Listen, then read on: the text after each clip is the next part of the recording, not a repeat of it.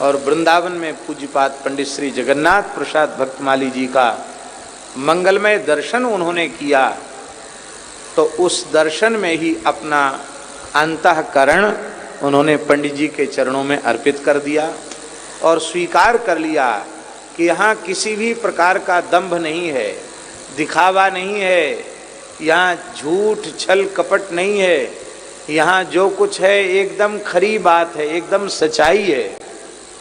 सद्गुरु तत्व का उन्होंने दर्शन किया और दर्शन करके पूर्ण निष्ठा से पंडित जी के वे शिष्य हो गए, शरणागत हो गए। और उनकी शरणागति का ये दिव्य प्रभाव हुआ कि ध्रांगध्रा में संतों का, वृंदावन के संतों का, अयोध्या और चित्रकूट के संतों का आवागमन आरंभ हुआ।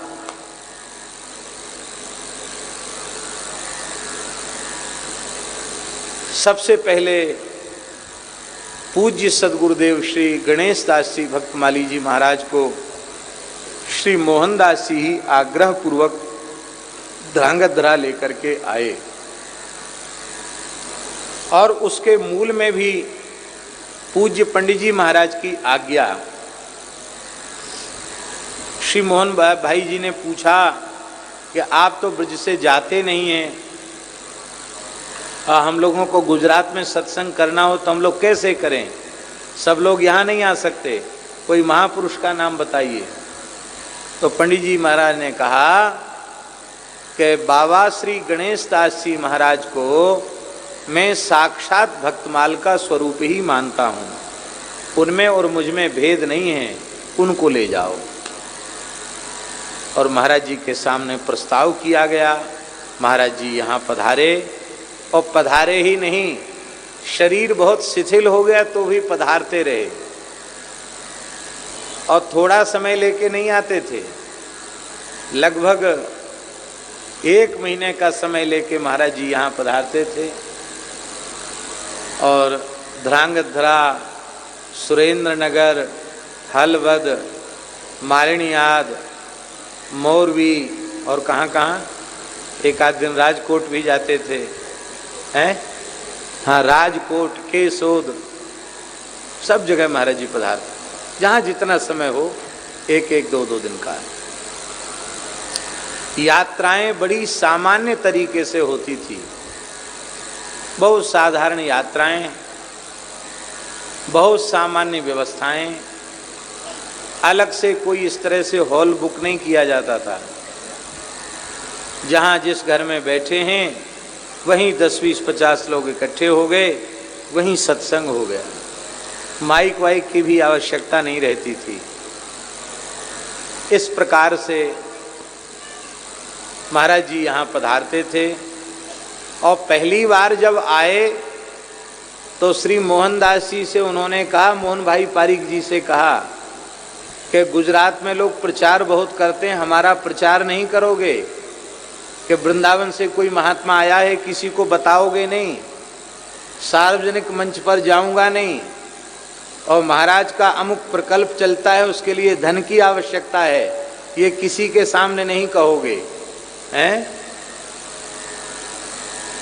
तब हम चलेंगे।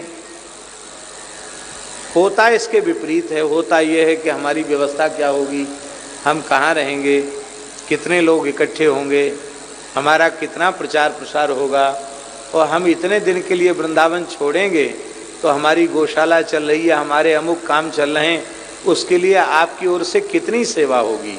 ये सब बातें प्रायः सोची विचारी जाती हैं, लेकिन ठीक इनके विरुद्ध महाराज जी की विचारधारा थी।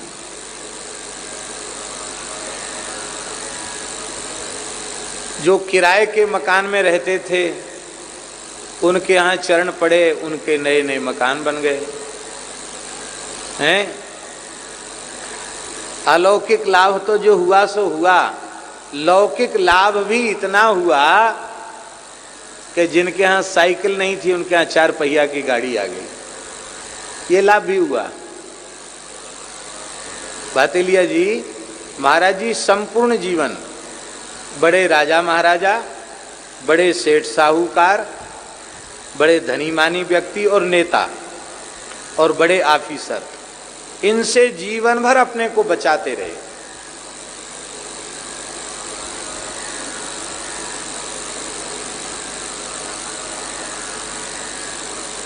उमा भारती जी मध्य प्रदेश की मुख्यमंत्री थी। उन्हें अपने माता पिता के निमित्त भागवत जी की कथा करानी थी। मुख्यमंत्रित्व काल था उनका और उन्होंने अपने गृह जनपद टीकमगढ़ में तैयारी की। पूज्य बराना वाले महंत जी ने मध्यस्थता की कि हाँ, भक्तमाली जी महाराज कथा कहने आ जाएंगे, और स्वयं आकर उमा भारती जी ने कथा के लिए प्रार्थना की। महाराज जी ने 2 टूक शब्दों में मना कर दिया।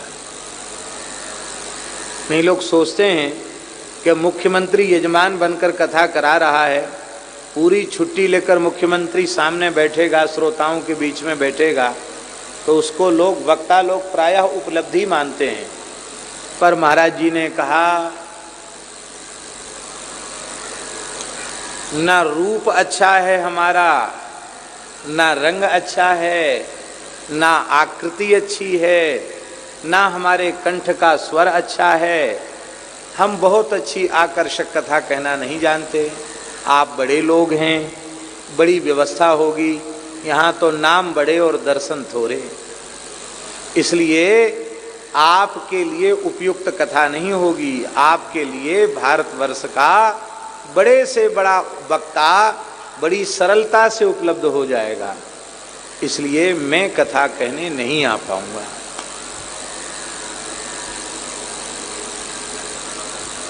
और जिस समय में वो कथा चाह रही थी, उसी समय में एक केवट जानते ना, नाव चलाने वाला, केवट जाति का एक बहुत गरीब आदमी था, खेती किसानी करने वाला।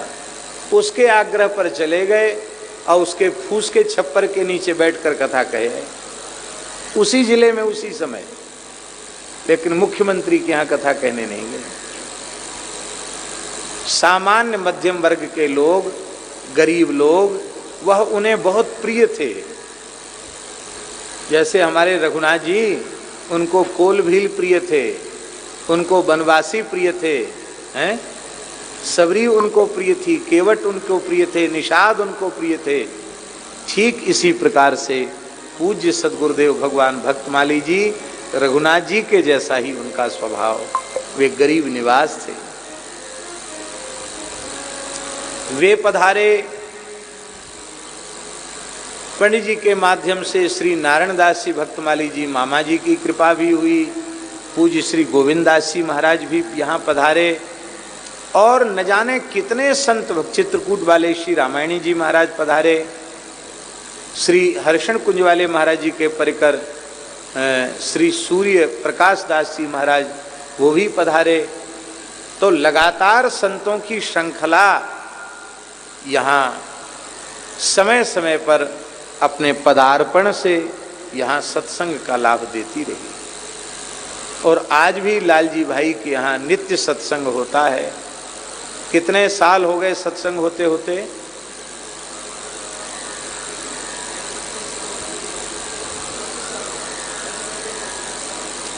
लालजी भाई के घर नित्य सत्संग होते होते 25 वर्ष हो गए।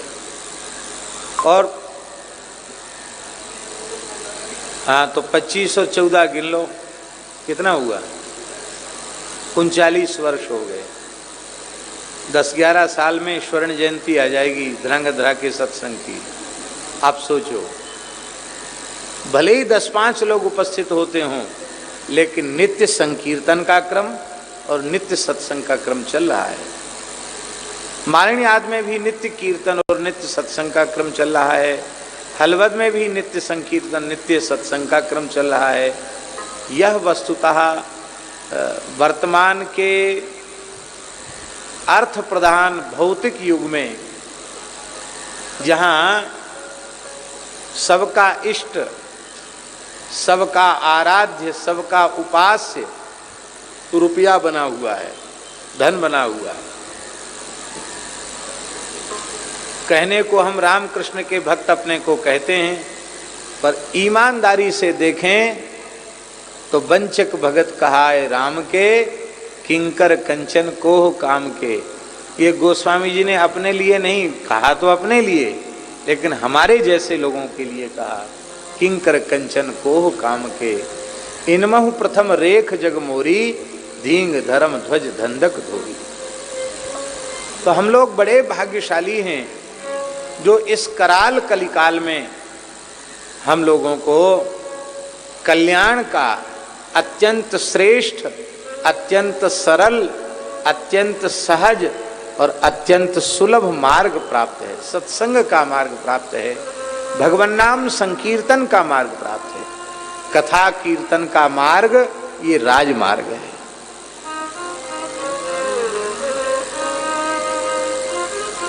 शताब्दी महोत्सव के क्रम में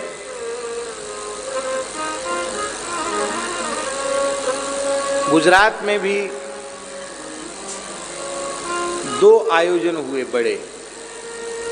एक द्वारिका में, हमारे द्वारिका वाले पुजारी जी का पूरे परिवार सहित उसमें ऐसा समर्पित योगदान नहीं, सूत्रधार ही ये रहे।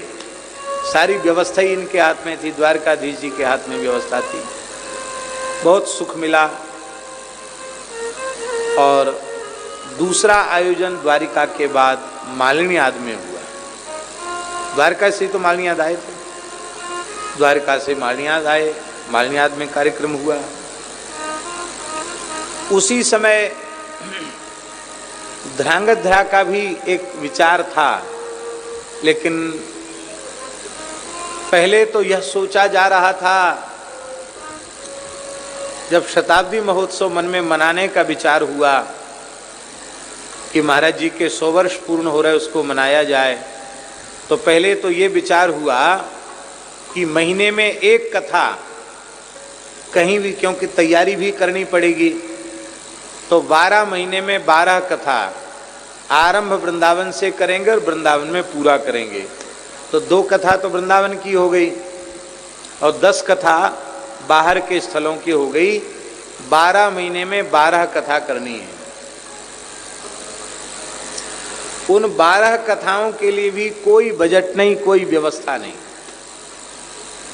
कोई कमेटी गठित नहीं हुई। शताब्दी महोत्सव की कोई समिति गठित नहीं हुई। नहीं, छोटा मोटा कोई कार्यक्रम करते तो लोग समिति बनाते हैं, कोई समिति गठित नहीं हुई। और साल भर की बजाय कार्यक्रम 1.25 साल चला, 1.25 वर्ष चला कार्यक्रम, 1 साल से अधिक, 1.25 साल, 1.5 साल, 1.25 साल तक तो कार्यक्रम चला लगातार। और एक कार्यक्रम से दूसरे कार्यक्रम में पहुंचने के लिए केवल यात्रा का ही समय रहता था, दूसरा समय नहीं। महीना में एक कार्यक्रम की जगह 4-4 कार्यक्रम महीना में हुए। और कई बार हम सोचते थे कि श्रोता लोग तो कैसे पहुंचेंगे, हम तो हवाई जहाज से उड़ के पहुंच जाएंगे कथा स्थल पर इतना सब लोग पहुंचे, कैसे पहुंचेंगे। लेकिन भगवान जाने क्या ये सब सिद्ध थे या चमत्कारी थे। कई बार हमसे आगे श्रोता पहुंच जाते थे, कैसे पहुंच जाते थे भगवान जाने। तो साल भर ऐसा अनुपम उत्सव हुआ और कितने गृहस्थ भक्त तो ऐसे हमको दिखाई पड़े कि लगता है साल भर में वो एक दिन भी अपने घर लौट के गए ही नहीं। वो एक जगह से दूसरी जगह, दूसरी जगह से तीसरी जगह घूमते ही रहे और प्रत्येक कार्यक्रम विशिष्टतम हुआ। महाराज जी की प्राकट्य भूमि का उत्सव, कुर्सी गांव का उत्सव, आप लोग पधारे होंगे। अनुपम अद्भुत उत्सव था। पहले उत्सव में लाखों की भीड़ इकट्ठी हुई। कल्पना नहीं कर सकता था इतने लोग इकट्ठे होंगे। और बुंदेलखंड के एक छोटे गांव में चर्रा में कार्यक्रम हुआ। एक एक दिन में 2-2, 2.5 लाख लोगों ने प्रसाद पाया एक एक दिन में। कैसे व्यवस्था हुई? सरकारी रिपोर्ट थी एक दिन की 3.5 लाख लोग उपस्थित हैं आज। सारा प्रशासन वहां लगा हुआ। यह न हमारी महिमा, न किसी व्यक्ति की महिमा, यह केवल और केवल श्री सद्गुरुदेव की महिमा है। हम यह बात बार बार कहते हैं, यहां से ऐसे रखोगे ना, ऐसे मुट्ठी बंद, तो ठाकुर जी की और अधिक पक्की मुट्ठी बंद हो जाएगी, फिर कुछ नहीं निकलेगा। और यहां से ऐसे रखोगे तो ठाकुर जी ऐसे करेंगे, ऐसे। यह अनुभव करके देखने की चीज, वाणी से बोलने की चीज नहीं है। जितनी कंजूसी अच्छे काम में की जाएगी, ठाकुर जी के दरबार से उसने कंजूसी होगी। और नहीं तो ऐसो को उदार जगमाही, बिन सेवा जो द्रवे दीन पर राम सरस को नाही। यहाँ आप कुछ उदारता पूर्वक करके देखो तो सही, ठाकुर जी की तरफ से कितनी उदारता होती है। यह एक बार दो बार नहीं, गुरु गोविंद की कृपा से अनेकों बार यह अनुभव करने का सौभाग्य इस दास को छोटी सी आयु में प्राप्त हो गया। एक अवधूत महात्मा थे हमारे वृंदावन में, चीर घाट पर विराजते थे, जीवन मुक्त भगवत प्राप्त संत थे। नहाते धोते नहीं थे, बड़ी बड़ी जटाएं थी उनकी, बूदड़ी से ओढ़े रहते थे, धूल मिट्टी शरीर पर चढ़ी रहती थी, तरह तरह की भाषा भी बोलते थे। शरीर संभवतः बंगाल का था। तो हम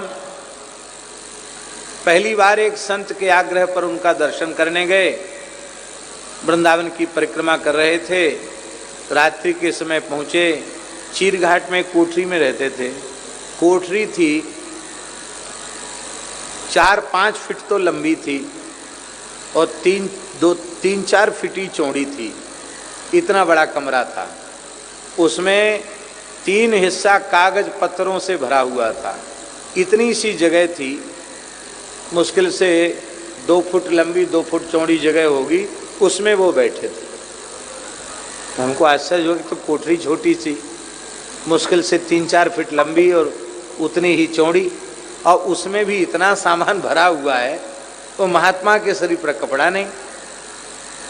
तो मैंने पूछा, एक ब्रजवासी थे, मैंने कहा ये कहाँ इतना कचरा क्यों भर रखा? बोले कचरा नहीं है, बाबा घूमते रहते हैं, कोई रामचरितमानस का पन्ना, गीता जी का पन्ना, अथवा कोई ठाकुर जी का चित्रपट या किसी संत का चित्रपट इनको कहीं दिखाई पड़ जाता है, उसको सिर से लगा के लाते कोठरी में रख देते हैं, उसी का ये सब ढेर इकट्ठा हो रहा है। तो हमने उनको प्रणाम किया और प्रणाम करके कहा कि कोई सत्संग की बात बताइए। तो वे महापुरुष बोले कि आज तुम अपनी इच्छा से नहीं आए हो, किसी के कहने से आए हो, और तुम्हारा मन भी नहीं था, इसलिए आज हम आपसे कोई बात नहीं करेगा। आज तुम चले जाओ। जिस दिन केवल हम सत्संग के लिए आए हैं ऐसा भाव लेकर आओगे, उस दिन आपसे बात करेंगे। तो हमको बड़ा आश्चर्य हुआ कि पहली बार हम गए और इन्होंने, वस्तुतः सच्ची बात यही थी, वो महात्मा हमसे कह रहे थे चलो दर्शन करो, और हम कह रहे थे बहुत रात हो गई, कहाँ जाएंगे, फिर कभी देख लेंगे। बोले नहीं महाराज, एक बार तो चल के देखना चाहिए कैसे महात्मा हैं। साथ वाले हमारे संत कह रहे थे आपके साथ परिक्रमा में इसलिए देर लगती है, यहाँ महात्मा के यहाँ चले गए, वहाँ महात्मा के यहाँ चले गए, 2 घंटे की परिक्रमा 4 घंटा में होती है। अब 9 तो यहीं बज गए हैं, अब कब पहुँचोगे? 12 बजे आश्रम में। तो साथ वाले भी मना कर रहे थे, लेकिन फिर भी हम वहाँ चले गए। लगभग रात्रि को 11 बजे पहुँचे वहाँ, कार्तिक का महीना था। तो तब उन्होंने ये बात कही कि तुम्हारी इच्छा नहीं थी, कहने से आए हो, और सत्संग का भाव नहीं था तुम्हारा, इसलिए तुमसे बात नहीं करेंगे, फिर जब आओगे तब बात करेंगे। तो फिर एक बार हमने रसिक माधव दास जी से उनका नाम लिया, बोले हम भी चलेंगे दर्शन करने। तो रसिक माधव दास जी, अपने राम, दीनबंधु दास जी और भी 1-2 संत थे, हम लोग गए बाबा जी का दर्शन, इसी संकल्प को लेके गए कि हम दर्शन करेंगे, सत्संग करेंगे। वहाँ बहुत सत्संग की बात उन्होंने बताई। तो उनकी एक बात जो याद आ गई वो हम कहते हैं। उन्होंने कहा वृंदावन के बाहर क्यों जाते हो? हमसे कहा वृंदावन के बाहर क्यों जाते हो? हमने कहा लोग बुलाते हैं, सत्संग के लिए तो जाना पड़ता है। तो उन्होंने कहा प्यासा कुएं के पास जाता है कि कुआं प्यासे के पास चल के जाता है? जिनको सत्संग की प्यास होगी वो यहीं आके सत्संग करेंगे, क्यों भटकते हो? हम चुप हो गए, पर कोई उत्तर नहीं था हमारे पास, हम चुप हो गए। तो रसिक माधव दास जी ने कहा कि महाराज जी यहाँ भी मलुक पीठ बड़ा आश्रम है और इस समय कुछ कर्ज भी है आश्रम पर, खंडहर जैसा पड़ा था, कुछ उधार भी देना है। ओरछा में भी आश्रम है, वहाँ का भी खर्च गौशाला का आश्रम का यहीं से चलता है। उस समय जड़खोर गौशाला नहीं थी, सूर्यश्याम गौशाला में भी सेवा करनी होती है। रसिक माधवदास जी ने कहा महाराज जी की कई संस्थाएं हैं, और संस्थाओं में कुछ न कुछ सेवा का भार रहता ही है, और महाराज खर्चीले ज़्यादा हैं तो कुछ न कुछ सिर पे अर्थ का भार रहता है। तो ये भी एक कारण है कि उनको बाहर जाना पड़ता है। तो वो महात्मा बोले जोड़ के बताओ कितना महीने का खर्च लगता है। अब हम तो चुप केवल सुन रहे थे। रसिक जी थोड़ी देर चुप रहे और बोले कि 3 लाख रुपए लग जाता होगा महीने का, ऐसा उन्होंने ऐसी पता नहीं कैसे क्या हिसाब जोड़ा, बोले 3 लाख रुपए महीना लग जाता होगा। अब उस समय की बात है। इस समय तो जड़खोर गौशाला में ही हर महीने 1 करोड़ 20 लाख रुपए का खर्च है, हर महीने का, लगभग 10,000 गोवंश है। तो उस समय रसिक माधव दास जी ने कहा कि लगभग 3 लाख रुपए महाराज जी लग जाता होगा। अब वृंदावन में रह के 3 लाख रुपए महीना की कहाँ से व्यवस्था हो? वो महापुरुष बोले तुम जिसको 3 लाख कहते हो ना, वो हमारी राधा रानी के दरबार में 3 पैसा भी नहीं है। उन्होंने कहा जिसको तुम 3 लाख कहते हो वो हमारी राधा रानी के दरबार में 3 पैसा भी नहीं है। और उन्हीं का ये वचन था, ठाकुर जी का आश्रय रखो, राधा रानी का, श्री श्री राधा श्याम सुंदर का आश्रय रखो। श्री श्री राधा श्याम सुंदर ऐसे बोलते थे, इनका आश्रय रखो, बहुत उदार हैं, बहुत उदार हैं। ऐसे करोगे ना तो ऐसे कर लेंगे, और ऐसे करोगे तो ऐसे करेंगे।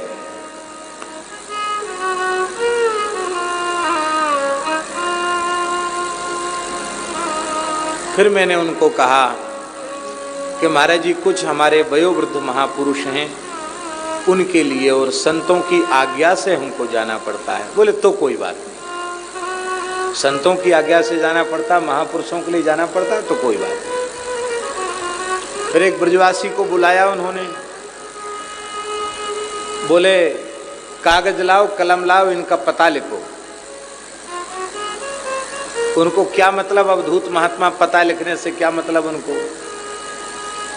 तो उस ब्रजवासी ने कहा कि बाबा आपको कहा जरूरत पड़ेगी पतो लिखवे की, मैं बाबा खूब जानूं, इनको स्थान जानूं, बंसीवट मोहल्ला में सुदामा कुटी के सामने है, मैं खूब जानूं, पतो लिखवे की क्या जरूरत है?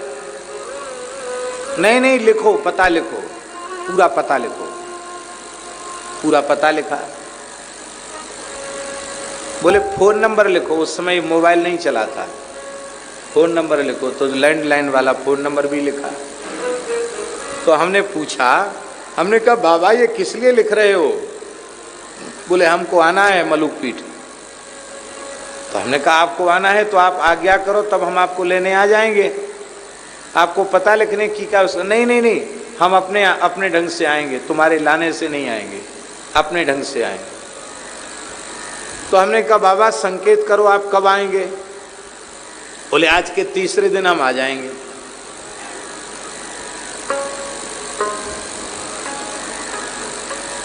उसी दिन हमको एक दिन के लिए कहीं जाना था, दूसरे दिन हम आ गए। तीसरे दिन मन में सोचने लगे कि वो आएंगे, कहा सिद्ध पुरुष हैं तो आएंगे। दोपहर तक तो आए नहीं। शाम को पता लगवाया गया कि वहां जाकर पता लगाओ बाबा जी आएंगे, क्या कहते थे तीसरे दिन आ जाएंगे। तब लोगों ने कहा आज ही सवेरे उनका धामवास हो गया और उनको ब्रजवासी जमुना जी में समाधि करे आए। उस समय पूज्य गुरुदेव भक्तमाली जी महाराज विराज रहे थे। तो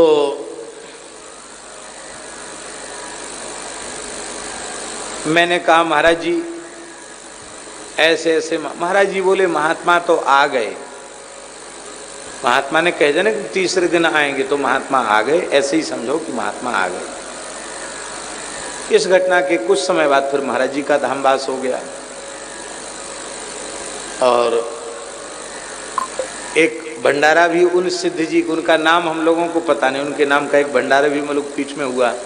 महाराज जी ने कह दिया था, वो कह दिया कि अब वहीं आके रहेंगे, तो वो यहीं आ गए और उसके बाद से ही संस्था का विस्तार हो गया।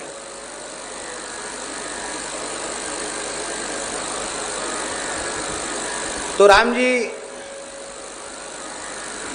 शायद यह बात प्रवचन मंच से हमने पहली बार कही होगी जो आज कह रहे हैं। भगवान के लिए कोई भी कार्य कठिन नहीं है। भगवान सर्व समर्थ हैं, पर उनकी सर्व सामर्थ्य में, उनकी अचिंत्य सामर्थ्य में हमारी श्रद्धा हो जाए, हमारा विश्वास हो जाए, तो श्रद्धा विश्वास दृढ़ होते ही ऐसी घटनाएं घटने लग जाती हैं जिनको लोग चमत्कार कहते हैं। और चमत्कार कुछ नहीं है, भगवान में श्रद्धा और विश्वास का ही वह प्रभाव है कि अतीन्द्रिय घटनाएं जो हम अपने मन मस्तिष्क में सोच नहीं सकते, विचार नहीं सकते, ऐसी ऐसी घटनाएं घट जाती हैं। और ऐसी घटनाओं की अनुभूति हमको पूज्य गुरुदेव श्री भक्तमाली जी के उस शताब्दी महोत्सव में हुई। अंतिम महोत्सव सुमेरु महोत्सव जड़खोर गोधाम में हुआ। परम श्रद्धेय पूज्य स्वामी श्री गुरु शरणानंद जी महाराज ने व्यासपीठ पर विराजमान होकर के कथा कही। आप लोग भी पधारे थे नहीं गए। वह भी अपने आप में सुमेरु महोत्सव जैसा नाम था। हकू भाई गए थे सुमेरु महोत्सव में, आप लोग भी नहीं गए। तो जैसा नाम था सुमेरु, वैसा ही वह सुमेरु महोत्सव हुआ। तो उस समय अति व्यस्त होने के कारण ध्रांगध्रा में जो प्रस्तावित समय था वो नहीं हो पाया। और श्री बीनू भाई पसंदगी वाले लालजी भाई जी के मन में, उपला भाई जी, जीतू भाई जी